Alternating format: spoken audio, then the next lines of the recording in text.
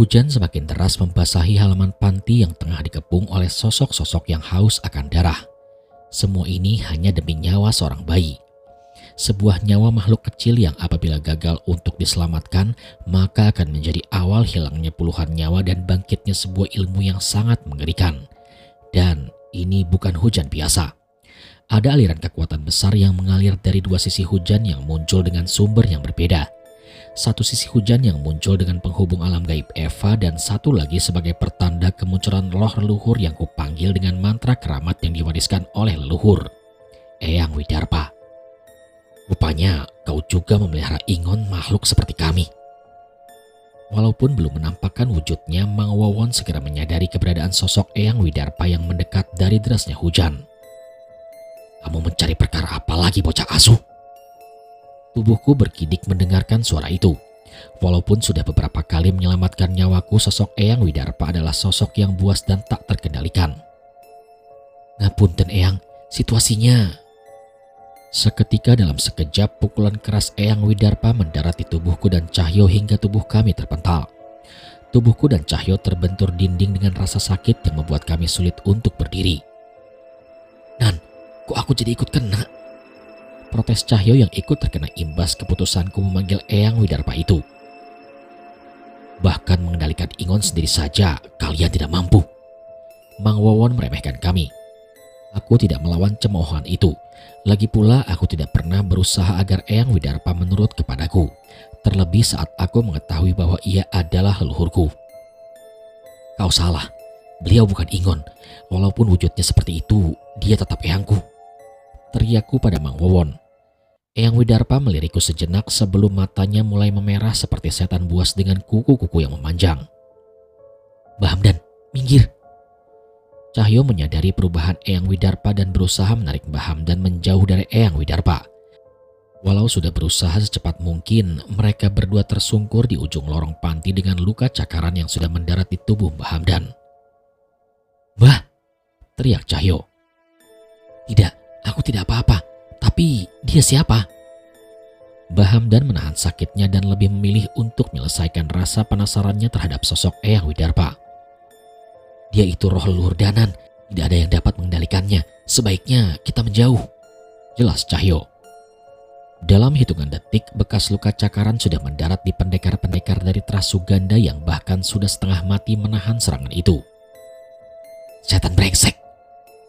Salah seorang pendekar Trasuganda menarik bilah keris dari pinggangnya dan bersiap membalas serangan brutal Eyang Widarpa. Namun belum sempat keris itu menyerang Eyang Widarpa, tubuh pendekar itu sudah tertembus oleh cakar mengerikan Eyang. Mang Wawon panik melihat pendekar itu memuntahkan darah dan terjatuh dari atap panti. Apa yang kalian lakukan? Ingon dari Trasuganda tidak akan kalah oleh binatang liar itu, teriak Mang Wawon. Dengan beberapa perintah, seketika pendekar bertubuh besar yang membawa kujang, nenek berbadan sebelah, Eva hingga kakek tua berjanggut itu mengarahkan pandangan kepada Eyang Widarpa. Serangan sebuah kujang melesat ke leher Eyang Widarpa. Namun Eyang Widarpa menghilang begitu saja dengan kecepatannya dan muncul ke pendekar Trasuganda yang lain. Kali ini serangan Eyang Widarpa tertahan dengan sebuah tongkat dari roh kakek berjanggut. Setan pendekar itu berhasil menyusul Eyang Widarpa dan membuat Eyang Widarpa terjatuh. Saat Eyang kembali berdiri, sosok nenek bertubuh sebelah sudah berada di hadapan Eyang Widarpa. Kau lebih pantas menjadi ingon Trasuganda, ucap roh nenek itu. Namun Cahyo menyadari sesuatu. Danan, nenek itu memiliki sihir untuk mengendalikan pikiran, teriak Cahyo yang tahu dengan jelas ketika roh nenek itu mencoba menguasai pikiran Cahyo tadi. Kamu yakin? Iya, kalau tanpa ada sosok kesadaran Manasura, mungkin nenek ini sudah menguasai kesadaranku. Aku pun bergegas berdiri bersiap membantu Eyang Widarpa. Namun langkahku terhenti saat melihat nenek tubuh sebelah itu kaku dengan mata terbelalak. Mata, hidung, dan telinganya mengalirkan darah hitam saat mencoba menguasai Eyang Widarpa. Apa ini? Setan kakek berjanggut itu menarik nenek bertubuh sebelah itu dan merapalkan mantra pada Eyang Widarpa. Setan kakek itu bisa menghapus kesakitan ajianku. Hati-hati, ucap Bahamdan yang menyadari bahwa setan kakek itu ingin menghentikan ajian Eyang Widarpa. Namun usahanya sia-sia saat Eyang Widarpa semakin kesal dan membantingnya ke arah Mbah Wawon. Bodoh, Apa saja yang kalian lakukan? Teriak Mbah Wawon. Tepat saat Eyang Widarpa melesat menuju Mang Wawon, Eva dan setan pendekar bersenjatakan kujang menghadangnya. Cakaran Eyang Widarpa beradu dengan kapak Eva dan kujang setan pendekar itu. Tapi pertarungan itu hanya berlangsung singkat dengan kepala ingon pendekar yang tinggal sebelah itu terlepas dan tergeletak di hadapan Mang Wawon. Kali ini Mang Wawon terlihat pucat. Ia mengumpulkan semua pendekarnya dan memanggil ingon mereka ke hadapannya. Kalian roh pendekar terkuat Trasuganda, Dukun Situ Hideng, dan roh wanita keramat sekuat kalian tak mampu menghadapi kakek bongkok seperti itu, teriak Mang Wawon. Nenek bertubuh sebelah itu muncul dari sisi Mang Wawon. Bukan aku tak mampu mengendalikan roh itu, tapi roh itu sudah dikendalikan sesuatu yang lebih jauh mengerikan. Apa? Bocah itu lebih kuat ilmunya darimu? Bukan, dia dikendalikan oleh energi dari alam terlarang, alam di mana setan-setan berasal, dan Tuanku tidak mengizinkanku untuk mati di sini. Nenek itu menutup dirinya dari kabut hitam seolah bersiap meninggalkan tempat ini. Ajian itu tidak berasal dari zaman ini. Jika terus melanjutkan, bahkan walaupun ratusan tumbal kau siapkan, kami tak akan mampu mengalahkannya. Sosok kakek berjanggut yang sudah terluka parah itu melanjutkan penjelasan nenek itu. Tunggu, tidak mungkin ada ajian seperti itu. Mau kemana kalian? Aku akan melaporkan ini kepada tuanku. Ia belum mengizinkan aku untuk mati. Dia harus tahu tentang ajian yang menguasai makhluk itu. Ajian yang mungkin bisa membuatnya jadi yang terkuat. Ajian Jagat Segoro Demit. Sosok kakek berjanggut dan nenek berkepala sebelah itu menghilang bersama kepulan asap hitam yang mengelilingi mereka. Mang Wawon kini terlihat panik. Sepertinya ia tidak menyangka akan hal ini. Tapi Eyang Widarpa semakin menggila. Eva mencoba menahannya. Kapaknya mengayun berkali-kali menahan serangan Eyang. Walau begitu, serangan Eyang terus melukai wanita berwajah sebelah itu. Merasa semakin kesal, tiba-tiba aliran kekuatan Eva dan Eyang Widarpa beradu hingga menyebabkan badai besar yang terbelah di antara serangan mereka. Bagaimana mungkin kekuatan Eva bisa menyaingi Eyang Widarpa yang berumur ratusan tahun? Dendam sebesar apa yang ia pupuk hingga menghasilkan energi hitam sebesar itu? Aku menyadari ada keanehan pada keris raga sukmaku. Kekuatanku pun perlahan melemah dengan semua energiku yang terkuras oleh kemunculan Eyang Widarpa. Tidak berselang lama terlihat keberadaan Eyang melemah dan hujan di tempat itu dikuasai oleh tirai hujan Eva. Dengan seluruh kegeramannya, Eva terus mengayunkan kapaknya tanpa menyadari Eyang Widarpa sudah tak lagi berada di hadapannya. Aku pun menatap keris raga sukma. Dan benar saja, kekuatanku dan kekuatan keris raga sukma sudah terkuras habis dengan kemunculan dan amukan Eyang Widarpa. Lebih parah daripada itu, bahkan aku pun sulit untuk mempertahankan kesadaranku.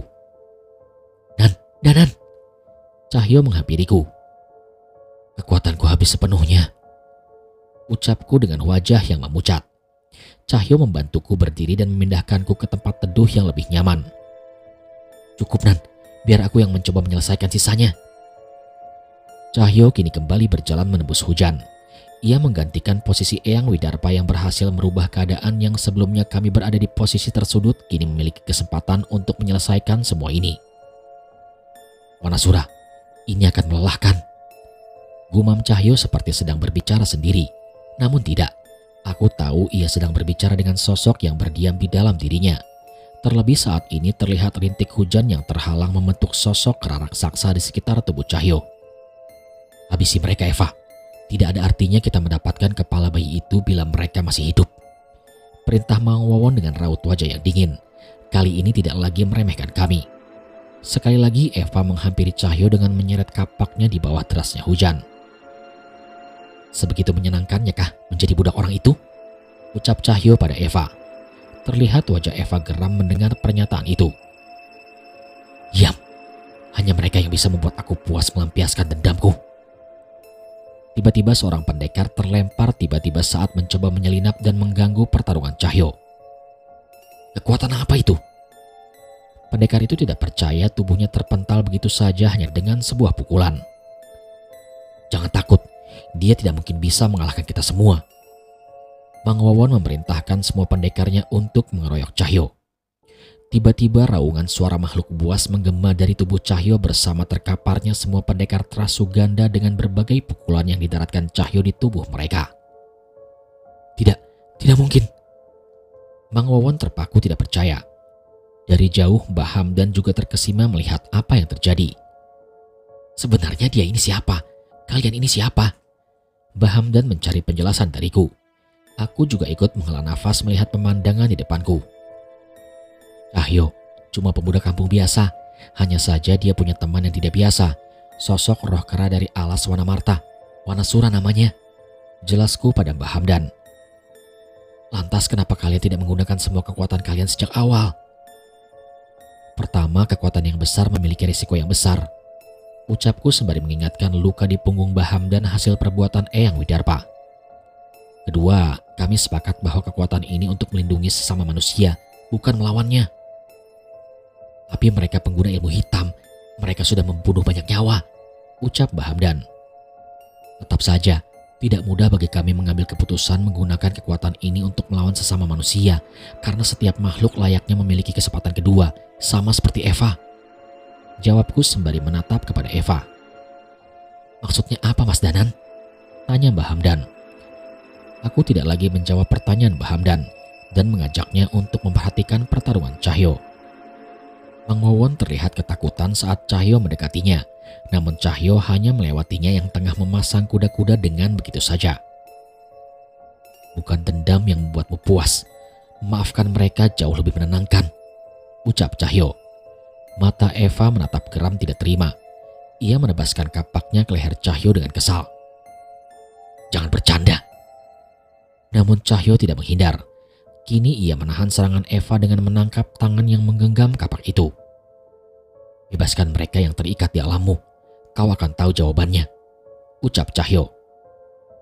Dasar pembohong. Eva menendang Cahyo, namun Cahyo menghindar dan terpaksa melepas genggaman di tangannya. Pertarungan sengit terjadi di tengah hujan antara Eva dan Cahyo. Kecepatannya mampu mengimbangi tebasan kapak yang secara beringas ingin membelah tubuhnya. Dendam dan keterikatanmu dengan Trasuganda hanya akan semakin menyakiti dirimu sendiri, ucap Cahyo. Aku tidak peduli, mereka harus terus mendapatkan hukumannya. Bukan mereka, kaulah yang tengah menghukum dirimu sendiri, tambah Cahyo. Dari jauh aku masih bisa melihat bahwa Cahyo masih ingin berusaha untuk menenangkan Eva. Kau tidak tahu rasanya mendekam di bangsal terkutuk dengan semua siksaannya, ucap Eva sembari mengayunkan kapaknya. Namun Cahyo menghindar dan kapak itu menghantam salah satu pilar panti. Namun Cahyo hanya menghindar dan terus menghindar. Kau tidak tahu sakitnya menjadi pelampiasan nafsu orang-orang gila yang mereka kirimkan untuk memperkosaku. Eva terus menyerang Cahyo.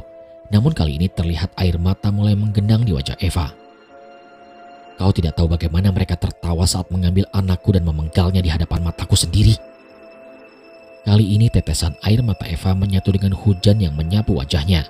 Semua ingatan itu membangkitkan dendamnya hingga tak mampu menguasai amukannya. Sebuah pukulan berhasil mendarat di tubuh Eva dan membuatnya mundur beberapa langkah. Lalu apa hukuman yang pantas untuk seorang yang membunuh suaminya? Cahyo geram dan melanjutkan pukulannya.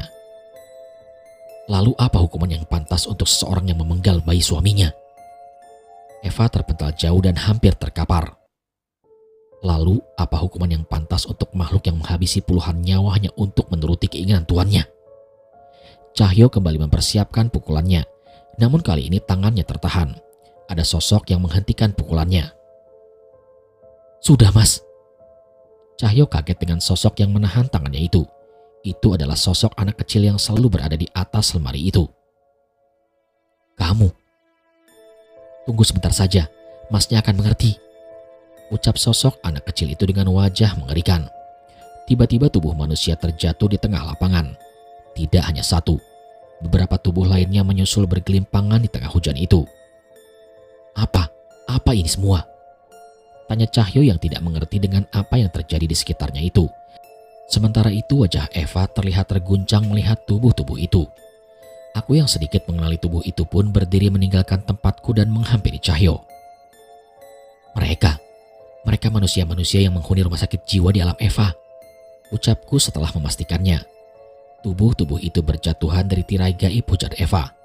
Eva terlihat panik dan menghampiri tubuh-tubuh itu.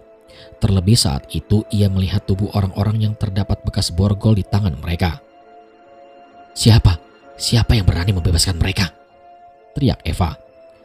Tapi kemunculan tubuh-tubuh itu tidak berhenti. Eva pun menghampiri Mang Wowon mempertanyakan ini semua. Kembalikan, kembalikan mereka ke bangunan itu. Mereka belum selesai menerima pembalasan dariku.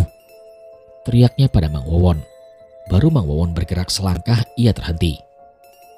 Tidak bisa, makhluk itu yang melepaskannya. Kita tidak mungkin melawannya, ucap Mang Wowon. Ia menatap ke tirai hujan Eva dan menyadari sosok yang keluar dari alam itu. Keris Raga Sukma pun kembali bereaksi bersamaan dengan munculnya sosok itu. Danan, itu yang Widarpa? Tanya Cahyo. Dan memang benar, sosok itu tidak lain adalah Eyang Widarpa. Rupanya ia tidak menghilang, melainkan memasuki alam Eva untuk melakukan ini semua. Kalian selesaikan sisanya. Sosok yang baru saja kembali muncul itu pun perlahan menghilang lagi. Kali ini ia benar-benar kembali ke tempat asalnya. Aku mengetahuinya dengan pasti. Tidak bisa, jangan bercanda, protes Eva. Aku dan Cahyo memeriksa tubuh-tubuh itu. Sebagian dari mereka masih hidup namun nafasnya terhenti seketika mereka sampai di alam ini. Danan, nafas mereka berhenti. Cahyo terlihat panik. Aku menepuk pundak Cahyo dan memintanya meninggalkan tubuh-tubuh yang sudah menjadi jasad itu. Ini yang mereka harapkan, Jul. Mereka hidup di alam itu dengan ilmu Mang Wowon dan Trasuganda demi menjadi pelampiasan dendam Eva, jelasku pada Cahyo. Cahyo menghela nafas. Sepertinya ia mengerti dengan apa yang terjadi. Tapi satu yang sedikit aku sesalkan. Seharusnya aku melakukan hal ini sejak awal tanpa keraguan saat berada di alam itu. Eyang Widarpa benar-benar menamparku dengan keras kali ini. Tidak bisa, Eva. Mereka sudah mati. Mang Wowon terpaku tidak percaya melihat tubuh-tubuh yang menjadi alatnya untuk mengingat Eva. Ia pun menelan ludah dan melihat Eva yang sudah menanti dengan tatapan penuh amarah. Kalau begitu, kau sudah tidak berguna lagi, amuk Eva. Dalam sekejap, kapak di genggaman tangan Eva melesat ke leher Mang Wowon dan memisahkan kepala dari tubuhnya. Kepala itu terjatuh menggelinding di tengah hujan dengan mata yang terbelalak. Seketika hujan terhenti menandakan ikatan dari ilmu Trasuganda dan Eva kini sudah berakhir. Kini alam itu sudah musnah. Eva sudah tidak bisa lagi kembali ke tempat itu dan tak bisa lagi menyiksa orang-orang yang berbuat kejam kepadanya. Mereka sudah mati dan bersiap menerima hukumannya sendiri dari Sang Maha Adil. Eva terdiam tak terima dengan kenyataan itu. Aku dan Cahyo tidak berbuat apa-apa memastikan reaksi apa yang akan terjadi pada roh penuh dendam yang telah kehilangan sesuatu yang mengikatnya itu. Tidak, mereka masih harus menerima balasan atas perbuatannya, ucap Eva yang terguncang akan kejadian itu. Ia tidak mengamuk, namun ia menyeret kapaknya dan berjalan ke sebuah ruangan. Kepala bayi itu, bila aku bisa mendapatkan kepala bayi itu, Suganda pasti mampu menghidupkan mereka. Eva pun menyeret langkahnya menuju lemari tua tempat Teh Ella dan Ihin bersembunyi. Hentikan Eva, mereka tidak akan bisa hidup kembali, teriakku yang ingin bergegas menyusul menghentikan dia, namun sosok roh anak kecil yang selalu berdiam di atas lemari itu muncul di hadapanku dan menghadangku. Ia menggelengkan kepala seolah memberi isyarat bahwa aku tidak perlu lagi mengejar Eva. Cahyo pun menoleh kepadaku dan memberi isyarat menunjuk ke arah Mbah Hamdan. Dan baru kusadari ada sesuatu di balik tubuh Mbah Hamdan. Itu Teh Ella dan Ihin yang telah meninggalkan lemari itu. Mungkin ia sudah meninggalkan lemari itu bersamaan dengan munculnya roh anak itu saat menahan serangan Cahyo. Roh anak itu memberikan isyarat dengan meletakkan jari telunjuk di hadapan mulutnya. Mungkin ia ingin Eva tidak menyadari keberadaan Teh Ella dan Ihin yang sudah berpindah. Eva mendekat ke lemari itu dan mengangkat kapaknya tinggi-tinggi. Dengan sekali tebasan, pintu lemari itu berlubang dengan ayunan kapak Eva. Berkali-kali Eva melampiaskan kekesalannya hingga akhirnya pintu lemari itu rusak dan terbuka perlahan. Saat mengetahui tak ada sosok siapapun di sana, Eva semakin geram. Namun saat Eva menoleh ke arah roh anak kecil itu, lemari itu seolah menarik tubuh Eva untuk masuk ke dalamnya. Eva yang lengah tertarik masuk dengan kekuatan yang muncul dari dalam lemari itu. Dengan mudah aku tahu bahwa itu adalah perbuatan hantu anak kecil itu. Saat Eva berada di dalam, pintu yang rusak itu menutup dengan erat. Apa ini? Teriak Eva. Dari dalam, Eva tidak memiliki ruang mengayunkan kapaknya dan ia hanya berteriak dengan berbagai umpatan mengutuk kami semua. Perlahan aku menyadari sesuatu yang berubah dari lemari itu. Ada percikan api yang menyala perlahan. Dalam hitungan detik, lemari itu terbakar dengan api yang menyala begitu besar. Panas, panas, hentikan!" teriak Eva yang tak mampu menahan panasnya api itu. Dari lubang yang ia buat sendiri dengan tebasan kapaknya, ia memohon untuk dilepaskan dari lemari itu. "Hentikan, sakit!" Suara gedoran dari dalam terdengar dari Eva yang memberontak.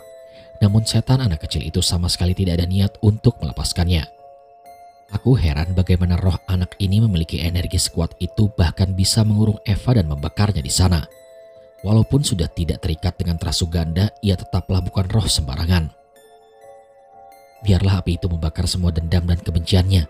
Apa yang Trasuganda lakukan dengan sebelah kepalanya membuat semua ucapan dan doa penenang yang kalian bacakan tak lagi bisa menyentuh perasaannya. Jelas roh anak itu. Eva berhenti meronta saat api semakin membesar dan membakar habis Eva dan lemari yang mengurungnya itu. Walau roh anak kecil itu berkata seperti itu, aku dan Cahyo tetap menghantar kepergian Eva dengan doa-doa agar Eva bisa mendapatkan balasan yang setimpal atas dosa dan amal yang mungkin pernah ia perbuat. Cahyo kini terduduk lemas. Bahamdan dan Tela berpelukan setelah mengetahui anaknya tak lagi dalam incaran Eva. Sementara aku masih berdiri bertatapan dengan sosok roh anak kecil yang mengakhiri semua teror yang dilakukan oleh Eva. "Siapa kamu sebenarnya?" tanyaku pada sosok itu. Ia tidak menjawab, namun ia melayang ke arahku dengan perlahan dan merasuki tubuhku. Tiba-tiba penglihatan muncul di pikiranku. Ada sebuah bangunan yang cukup tua dengan beberapa anak kecil yang bermain di sekitarnya. Panti Asuhan Bayu Kusumo. Nama itu tertulis di pelang bangunan yang tidak terlalu besar. Tidak besar, namun tidak kumuh. Ada beberapa anak yang tinggal di tempat itu dan diurus oleh beberapa orang dewasa. Dari letak pohon beringinnya, aku menyadari bahwa panti asuhan ini terletak di tempat yang tidak begitu jauh dari sekolah Puranti. Entah sudah berapa tahun pohon beringin itu berdiri, bahkan bentuknya tidak terlalu banyak berubah. Ada sekumpulan anak yang tengah bermain dengan senang di sana. Ada orang dewasa juga yang mengawasi mereka dan sesekali mengingatkan mereka bila permainan mereka sedikit berbahaya. Mataku tertuju pada sosok anak perempuan yang tengah bermain dengan senang bersama teman-temannya. Iya, dia adalah anak perempuan yang menjadi roh penunggu gudang. "Dara, sekarang sepinggang ya," teriak seorang teman yang memegang karet lompat tali, sementara anak yang ternyata bernama Dara itu bersiap melompati tali itu. Aku memantau dari kejauhan. Dia atapi daun pohon beringin yang rindang sembari menikmati pemandangan sederhana di tempat itu. Sepertinya walau anak-anak itu kehilangan orang tua mereka, mereka sudah mendapatkan rumah yang nyaman. Sampai setelahnya, penglihatanku pun berganti. Saat itu listrik panti asuhan mati di malam hari. Dara kemudian dimintai tolong menyalakan lampu sentir dengan minyak tanah. Ia pun mengisi satu persatu lampu itu dan menyalakannya, kemudian mengantarkan ke ruangan-ruangan panti. Namun tanpa ia sadar, ia pun melakukan kecerobohan. Seusai memasang lampu sentir, ia meninggalkan ruang dapur dengan jerigen kaleng minyak tanah tanpa sengaja terjatuh hingga membasahi lantai dapur. Malam yang seharusnya tenang dengan remang-remang dalam beberapa saat berubah menjadi tragedi yang sangat mengerikan. Saat semua penghuni panti asuhan terlelap, api muncul dari dapur dan membesar begitu saja dengan cepat. Api itu melahap bangunan yang sebagian besar masih terbuat dari kayu. "Kebakaran! Kebakaran!" Terdengar suara teriakan dari setiap kamar di mana mereka tak bisa keluar dengan api yang sudah mengepung mereka. Beberapa orang sudah berlarian keluar. Dara yang panik mengikuti kerumunan anak-anak yang hendak menyelamatkan diri. Namun sayangnya, Dara terjebak. Dara terhalang oleh jatuhnya plafon panti asuhan yang sudah terbakar api yang besar. "Tolong, panas!" Dara menoleh dan mendapati temannya terjebak di kamar yang penuh dengan api. Ia melihat sendiri bagaimana tubuh teman-temannya itu terlalap oleh api yang panas. Dara pun berpaling menjauhi api dan sampai di dapur. Ia mendapati jerigen yang berisikan minyak tanah tumpah dan mengakibatkan seluruh kobaran api di bangunan ini. Ada pecahan lampu sentir yang terjatuh menyalakan kubangan minyak tanah itu. Dara pun sadar bahwa dialah penyebab terbakarnya tempat ini. Ia pun terpukul menyalahkan dirinya sendiri. Terlebih ketika suara teriakan teman-temannya yang berusaha menahan sakit dari api yang membakar tubuh mereka menggema di telinga Dara. "Dara, sakit, tolong!" Suara itu terdengar dari kamar yang lain. Dara pun menangis sembari mencoba menyusul mereka. Namun api sudah begitu besar dan melelehkan kulit teman-temannya itu di hadapan Dara hingga tidak bernyawa. Dara histeris. Ia pun mencari tempat aman. "Dara, itu Dara!" terdengar suara teriakan dari salah satu sisi. "Dara, keluar, lewat jendela!" Ia berlari dan menemukan sebuah jendela yang bisa menjadi tempatnya melarikan diri. Ia melihat melalui jendela itu dan mendapati beberapa temannya sudah berhasil keluar. Namun hampir semua anak-anak itu menangis dengan luka bakar di tubuhnya. Dara menangis menyadari ini semua adalah kesalahannya. Ia tidak berani menemui mereka. Terlebih masih ada suara anak-anak dari kamar lain yang menjerit kesakitan dan meminta pertolongan. Dara pun memutuskan untuk menjauh dari mereka dan berlari bersembunyi. Rasa sakit di hatinya mengalahkan panas api yang mulai menyambar tubuhnya. Ia pun menembus kobaran api itu dan kembali ke kamar. Ada sebuah tempat nyaman untuk Dara di mana ia akan selalu berada di sana ketika teringat akan orang tuanya. Sebuah tempat yang menjadi pelariannya setiap membutuhkan waktu untuk sendiri. Sebuah lemari. Dara pun membuka lemari itu, memasukinya dan menutup telinganya erat-erat sembari menangis sejadi-jadinya. Ia merasa tidak pantas untuk selamat. Sementara sekian banyak temannya mati terlalap api karena perbuatannya. Tangisan seduh itu terus terdengar dari dalam lemari bersamaan dengan api yang memanggang sosok anak kecil yang bersembunyi dalam lemari kokoh itu. Ada lebih dari 10 korban jiwa dari kebakaran itu, dan salah satunya adalah Dara yang tewas mengenaskan terpanggang di lemari itu. Jasad anak-anak dikuburkan dengan layak walaupun tak ada satu anggota keluarga dari mereka yang bisa dikabari atas kejadian ini. Bagi mereka, panti asuhan ini adalah satu-satunya rumah. Setelahnya, panti asuhan itu pun dibubarkan dan anak-anak yang selamat dititipkan di panti asuhan terdekat.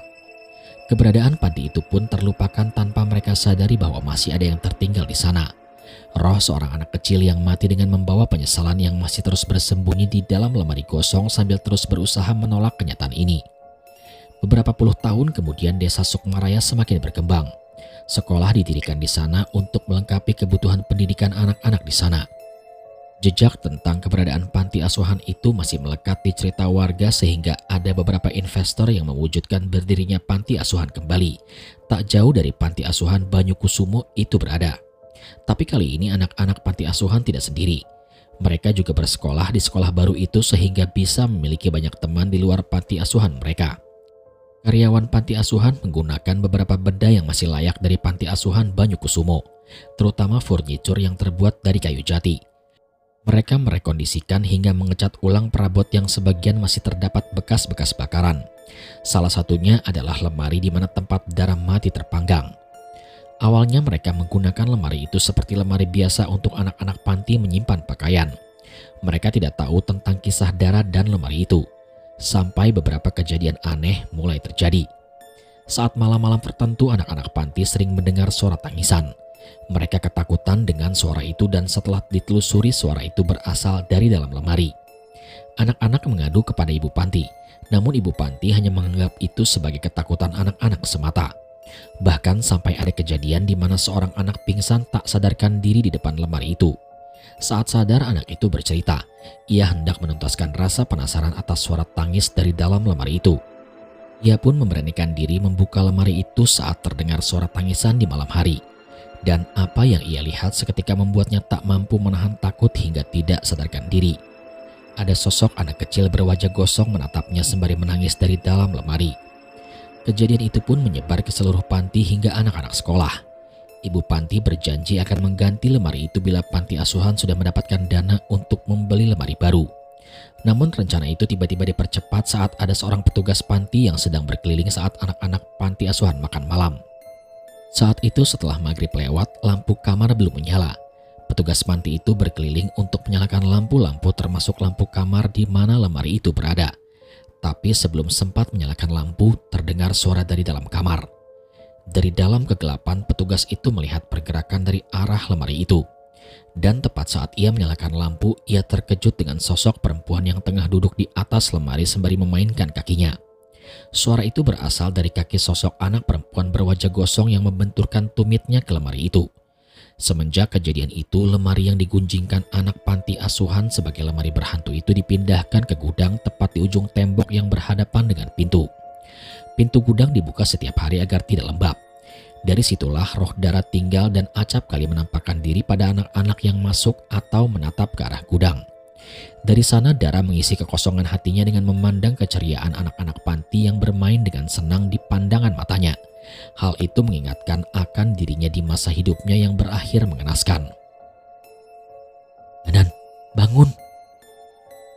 Terdengar suara Cahyo yang berkali-kali memanggil namaku. Ia juga berusaha menggerakkan tubuhku untuk membuat aku terjaga. Aku berusaha menjawab Cahyo tepat saat mendapati kesadaranku. Terdengar suara nafas lega dari Cahyo yang mengetahui aku tersadar. "Di mana roh anak itu?" tanyaku pada Cahyo. Cahyo kemudian menoleh ke berbagai sudut arah panti asuhan dan tak mendapati keberadaan roh anak perempuan yang membantu kami itu. "Entah Nan, roh itu mencoba masuk ke dalam tubuh kamu dan tiba-tiba kamu gak sadar, habis itu udah gak kelihatan lagi." Cahyo kemudian membantuku berdiri. Aku pun mengajaknya mendatangi gudang tempat lemari itu berada. Lemari ini tidak hanya membakar Eva, sebelumnya ia juga sudah membakar seorang anak kecil di dalamnya. Ucapku menahan air mata mengingat apa yang terlihat di ingatanku tadi. "Maksudnya apa Nan? Kamu dapat penglihatan lagi?" Aku mengangguk dan menarik nafas berusaha menahan rasa sakit di jantung ini atas semua ingatan yang Dara tunjukkan kepadaku. "Iya Jul, nama anak itu Dara." Sebelum subuh datang, kami pun berpisah dengan Mbah Hamdan yang berjanji akan menemui kami setelah beristirahat. Kami pun kembali ke rumah Bu Ranti dan menceritakan apa saja yang terjadi. Sementara kami beristirahat, beliaulah yang menceritakan kejadian semalam sampai kami terbangun dan menceritakannya dengan utuh pada pengurus panti. "Jadi benar ada setan di panti asuhan, Mas Danan?" tanya Gio yang menemani kami makan kacang kulit sembari ngobrol setelah ia pulang dari sekolah. "Menurut kamu?" "Loh, kok balik nanya? Kan aku yang pengen tahu," balas Gio. Cahyo mengambil kacang kulit berisikan 3 yang sudah dipisahkan oleh Gio untuk ia makan. "Yah mas, itu punyaku," protes Gio. "Namanya setan mah ada di mana-mana Gio, di kamar tidurmu juga ada, mau lihat?" ucap Cahyo dengan iseng. "Gak usah mas, percuma, kalau kelihatan juga sukanya ngikutin wujud orang lain," balas Gio dengan santai.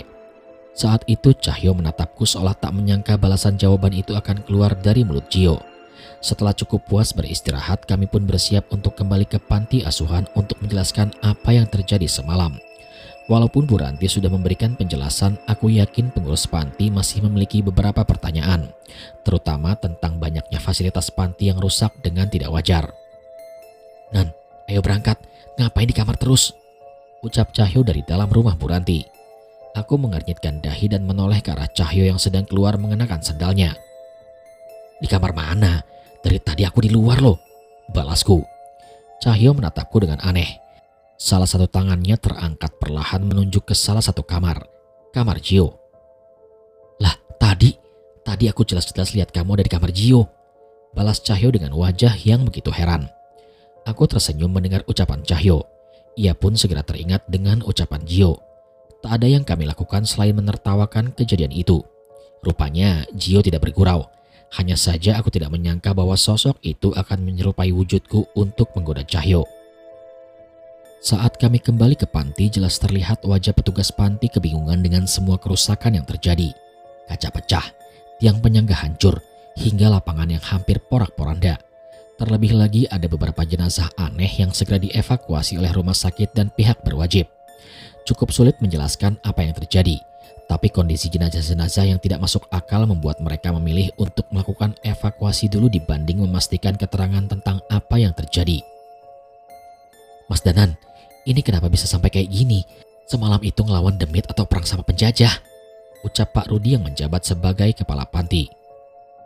"Ya, maaf Pak, kami sudah berusaha sebisa mungkin untuk meminimalisir kerusakan," balasku. "Tapi emang mirip perang kayak penjajah juga Pak. Lawannya sama-sama londo setan. Setan londo," tambah Cahyo yang menjawab tanpa berpikir panjang.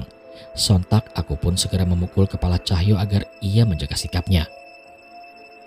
Yang sopan, Pak Rudi itu kepala panti," ucapku. "Sudah Nan, badanku gatal-gatal kalau disuruh serius," balas Cahyo. Pak Rudi pun tertawa. Walau menyambutku dengan perkataan seperti itu, aku tahu dari raut wajahnya bahwa ia tidak menyalahkan kami. "Sudah, gak apa-apa. Rusaknya fasilitas ini lebih baik daripada mempertaruhkan nyawa anak-anak panti. Itu Mbah Hamdan juga sudah banyak cerita," jelas Pak Rudi. Aku dan Cahyo bernafas lega dan mulai menceritakan kisah semalam dari versi kami. Mas Singgih, Pak Rudi dan yang lainnya yang mendengar cerita kami dengan raut wajah yang setengah tidak percaya. Kami tidak menyalahkan ekspresi itu karena memang yang terjadi semalam benar-benar di luar akal sehat. Namun tidak hanya soal Eva dan Terah Suganda. Aku juga menceritakan tentang sosok yang sudah berdiam selama puluhan tahun di gudang panti. Dara? Iya Pak, dari penglihatan yang ditunjukkan kepadaku, anak itu berasal dari panti asuhan yang sudah terbakar. Kalau nggak salah namanya Banyukusumo, balasku. Mendengar ceritaku, Pak Rudi dan petugas panti menoleh serentak ke arah Mas Singgih. Sementara itu Mas Singgih terlihat menatapku setengah tidak percaya. Apa benar yang dikatakan Mas Danan? Tanya Mas Singgih. Iya Mas, memangnya ada apa? Bapak saya dulu berasal dari panti asuhan Banyukusumo, persis seperti cerita Mas Danan. Waktu bapak saya masih kecil, ia dipindahkan saat panti asuhan itu terbakar. Cerita Mas Singgih. Aku dan Cahyo saling bertatapan mendengar pengakuan dari Mas Singgih. Apa anak itu benar Dara? Tanya Mas Singgih lagi. Memangnya Mas Singgih kenal? Balasku. Dan ia pun mengangguk. Bapak tidak pernah lupa nama teman-temannya semasa kecil. Ia terus menceritakan bahagianya tinggal bersama mereka di panti asuhan itu. Itulah yang membuat saya ingin ikut mengabdi di tempat ini. Aku sama sekali tidak menyangka akan mendengar hal ini dari Mas Singgih. Setelah pertemuan itu pun aku menawarkan Mas Singgih untuk menemui Dara yang sebenarnya sudah sangat dekat dengan dirinya saat ini. Walau tidak melihatnya dengan jelas, ia merasakan kehadiran Dara. Ia benar-benar tidak menyangka bahwa sosok yang dikenal sebagai hantu lemari itu adalah teman kecil ayahnya. Dara, dapat salam dari almarhum Bapak. Katanya Bapak sangat menunggu saat-saat kalian bisa berkumpul dan bermain bersama lagi. Ucap Mas Singgih. Aku merasakannya. Aku merasakan kesedihan Dara saat mendengar kata-kata Mas Singgih. Tanpa sadar air mataku sudah membasahi di mataku. Dan roh seorang anak perempuan tengah memeluk pinggangku menutupi tangisnya. Mas Danan berkenan mengunjungi makam anak-anak panti asuhan Banyukusumo yang terbakar saat itu. Tawar Mas Singgih. Aku menoleh pada roh Dara dan ia mengangguk walau merasa sedikit ragu. Kami pun kemudian diajak untuk menyeberangi padang ilalang yang cukup besar hingga sampai ke tempat pemakaman yang benar-benar tidak terurus. Ada makam yang hanya ditandai dengan batu kosong dan sudah hampir ditumbuhi rumput liar. Korban kebakaran itu tidak bisa diidentifikasi. Akhirnya mereka hanya dikuburkan bersamaan dengan nama-nama yang tertulis dalam satu batu nisan. Jelas Mas Singgih. Aku tidak begitu memperhatikan cerita Mas Singgih dan hanya memandang seorang anak perempuan yang berdiri menerpa angin di tengah makam teman-temannya. Mas, sepertinya ada yang rindu dengan bapaknya Mas Singgih dan teman-temannya. Ucapku saat itu. Mas Singgih mengangguk dan mencoba menatap ke arah mana aku menatap. Walau begitu, aku tidak yakin apa Mas Singgih juga bisa melihat Dara atau tidak. Tapi aku tahu ia merasakan keberadaannya. Apa Dara sudah bisa pergi dengan tenang, Mas? Tanya Mas Singgih. Aku seketika mengangguk. Sepertinya bukan karena kejadian semalam, tapi ia bisa tenang karena mendengar cerita Mas Singgih tentang Bapak. Siang itu menjadi akhir kisah tentang hantu lemari yang sering menghantui anak-anak panti di waktu tidurnya. Mas Singgih pun berjanji akan menguburkan lemari yang kali ini benar-benar tidak berbentuk itu di pemakaman sekaligus merawat makam-makam yang terlupakan itu. Tapi bukan tentang Daralah yang sebenarnya kami khawatirkan. Saat menemui Mbah Hamdan, kami dikejutkan dengan niatnya yang ingin menelusuri keberadaan Terah Suganda. Menurutnya nama itu belum familiar di antara warga desa Sukmaraya dan Sukmajaya. Ia khawatir kematian pendekar Terah Suganda akan memancing niat buruk mereka untuk kembali ke tempat ini. Aku tidak bisa menahan niatnya, namun aku sedikit tenang saat mengetahui ia ingin belajar meninggalkan ilmu-ilmunya yang beresiko dan mulai mempelajari ilmu dan ritual yang tidak bertentangan dengan keagamaan. Setidaknya aku berharap ia berhasil menemukan jalan yang ditunjukkan oleh Sang Pencipta terlebih dahulu sebelum berhadapan dengan Terah Suganda. Setelah memberikan beberapa keterangan, aku dan Cahyo kembali menghabiskan waktu sore hariku di bawah pohon beringin menikmati senja yang akhirnya bisa kami nikmati dengan tenang.